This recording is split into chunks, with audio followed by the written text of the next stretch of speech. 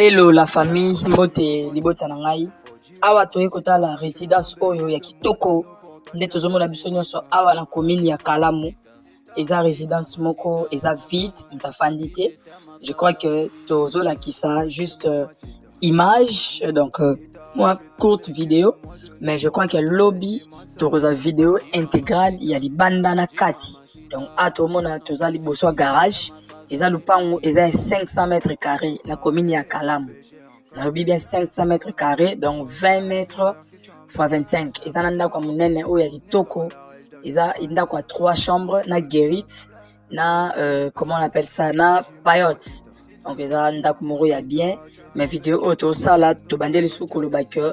Eza vidéo moko en attendant lobby tocha vidéo nango normal to vidéo nango réel auto relaxa bino ba parti nyonso ya lupango ndenge ezali. Donc na sima na biso toza na guérite liboso atwana ndako munene ya 3 chambres, salon, cuisine, des salles de bain, magasin et dans 2 annexes. Moni na liboso na biso na gauche to mona payotte eza wana balongola biloko likolo po fallait basala moi misala mora mike mais eza na payotte, eza na jardin et eza na fleurs, eza na pelouse.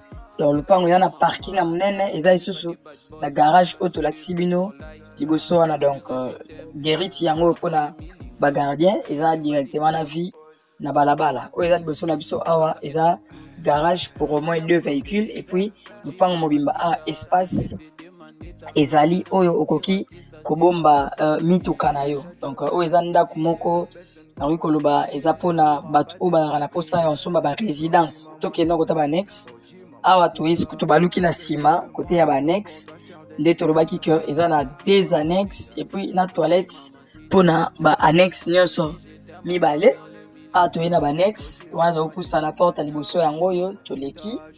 Voilà, donc na gauche na biso a porte yango yo ya annexe to eli susu porte mibale yango yo et a to ana je ne sais pas lavabo ou bien deri yango na sima awa.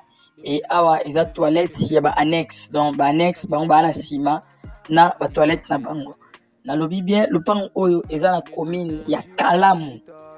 Ba o ba yebi commune ya Kalamu et a to na ndenga sima porte à cuisine ya sortie à sima et bomoni ndako ndenge ezali. Donc ndako eza très bien, ndako eza ndako salité te, eza ndako moko eza très propre. Mais en attendant lobby borozo vidéo intégrale, vidéo intégrité. Il y a le pango mobimba kati libanda et puis na ba explication yasika. Donc le pango oyo to chango na marché et ça 20 mètres x 25, 500 mètres carrés pour la onyos baroza intéressé boyebinde to sala ka to bengana to yeba ko visiter et puis to évoluer na dossier. Donc wana a totali libanda to ko tapena na kati to zo image ya salon a to koti na kati to mona salon eza salon munene le terrain football.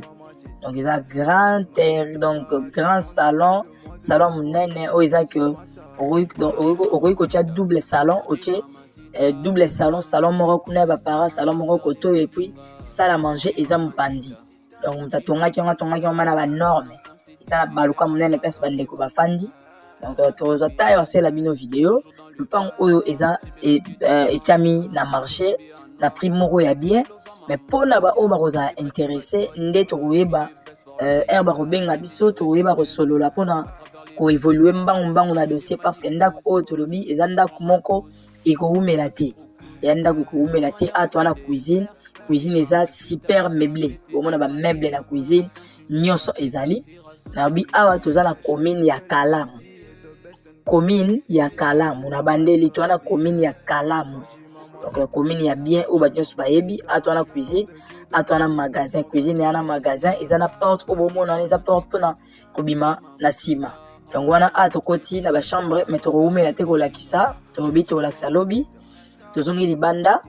Donc le pan na biso eza 500 mètres carrés soit 20 mètres x 25 eza 7e parcelle na Macadam na lobby bien eza 7e parcelle na Macadam avenue za ya munene.